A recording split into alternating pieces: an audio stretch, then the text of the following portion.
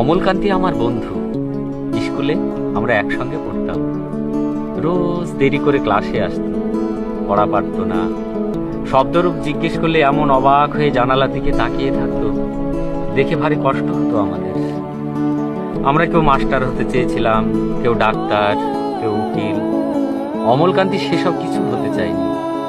সে রোদ্দুর হতে চেয়েছিল, ক্ষান্ত বর্ষণ, কাকডাকা বিকেলের লাজুক রোদ্দুর। জাম আর জামরুলের পাতায় যা নাকি অল্প একটু হাসির মতো লেগে থাকে। আমরা কেউ মাস্টার হয়েছি, কেউ ডাক্তার, কেউ উকিল। অমলকান্তি রোদ্দুর হতে পারেনি। সে এখন অন্ধকার একটা ছাপাখানায় কাজ করে।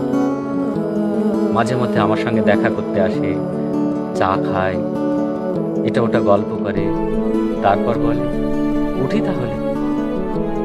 আমি ওকে দরজা পর্যন্ত এগিয়ে দিয়ে আসি।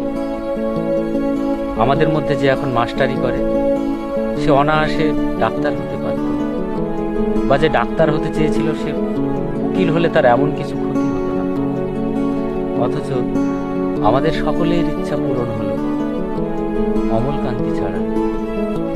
অমলকান্তি রোদ্দুর হতে পারেনি, যে রোদ্দুরের কথা ভাবতে ভাবতে ভাবতে ভাবতে একদিন রোদ্দুর হয়ে যেতে চেয়েছিল।